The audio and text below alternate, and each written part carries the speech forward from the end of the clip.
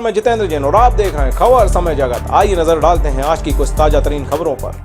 कटनी जिले की पहचान सिर्फ चूने और मार्बल से नहीं अब रेत उत्खनन से भी होने लगी है। जी हां, ये वही जिला है जहां के पुलिस कप्तान ललित शाकवार का तबादला इसलिए कर दिया गया क्योंकि कटनी के पत्रकार ने मुख्यमंत्री को कटनी में चल रहे अवैध रेत का उत्खनन की शिकायत ट्वीट कर दी थी, जिससे नाराज सीएम ने भरी सभा यानी कि वीडियो कॉन्फ्रेंसिंग में सबके सामने पुलिस कप्तान को फटकार लगाकर जिले से बेदखल कर दिया था। लेकिन ये सब महज तमाशा था ताकि जनता ये मान ले कि सूबे के मुखिया को अपने राज्य और संपदा की बेहद चिंता है। लेकिन असल माजरा क्या है ये हम आपको दिखाएंगे भी और बताएंगे भी।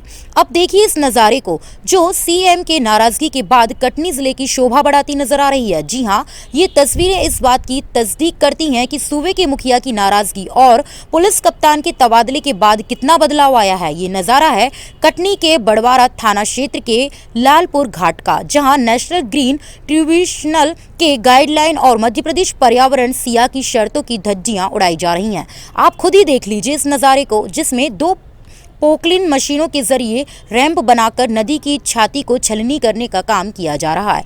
ये सब तो तब भी हो रहा था जब ललित शाकवार कटनी के एसपी थे, फिर उनके तबादले से बदल क्या गया, ये भी एक बड़ा सवाल है। खैर, मुख्यमंत्री से कटनी में चल रहे इस तरह के अवैध घोर धंधों से परेशान होकर कटनी के पुलिस कप्तान से पहले कलेक्टर का भी रास्ता नाप दिया था, लेकिन हासिल आई शून्य। जी हां, कटनी के पूर्व कलेक्टर शशि भूषण सिंह के बाद कटनी की कमान संभालते पहुंचे कटनी के मौजूदा कलेक्टर प्रियंक मिश्रा भी इस तरह के मामलों में कुछ खास कर पाते तो ऐसी तस्वीरें आपके सामने नहीं आ पाती। लेकिन साहब करें भी तो क्या करें। ये रेत खदान विस्टा कंपनी की है, जिसके रसूख के आगे सरकार की भी नतमस्तक है, वरना जिले के चंद पत्रकारों को ये तमाम कारगुजारी दिखी जा सकती थी और हजारों की तादाद में शासकीय कर्मचारियों को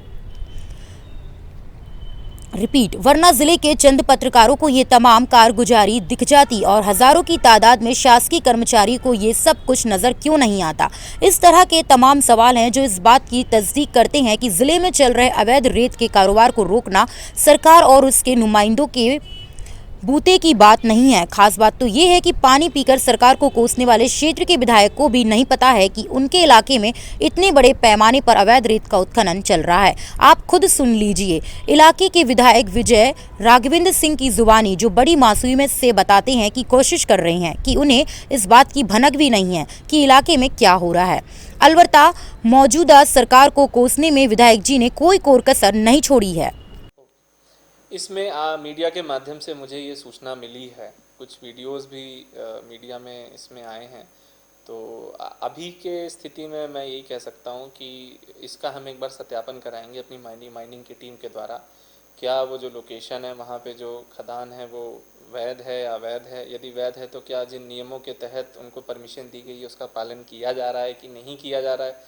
यदि उसमें किसी भी प्रकार का उल्लंघन होगा तो निश्चित रूप से हम नोटिस दे के कार्रवाई करेंगे, और यदि अवैध होगी तो हम निश्चित रूप से उसमें केस भी बनाएंगे और कार्रवाई भी करेंगे। सर, पूर्व में भी सर ऐसे एक आपको संज्ञान मिला था, उस पर भी कोई विशेष कार्रवाई नहीं हुई? हो सकता है कि कई बार माइनिंग एक ऐसा कार्रवाई है जिसे कहा जाए कि तुरंत जाके ही पकड़ना पड़ सकता है। पहले भी ऐसे कभी कभी केसेस आए और ये लगभग हर ज़िलों में होते हैं कि सूचना मिलती है, कई बार मिलती है घटनाओं की और मौके पे टीम जाती है तो ऐसा नहीं कुछ हम वहाँ रिकवर कर पाते हैं। कई बार ऐसा भी होता है कि हमारी टीम भी अपने से जाती है और अच्छी कार्रवाई करके आती है।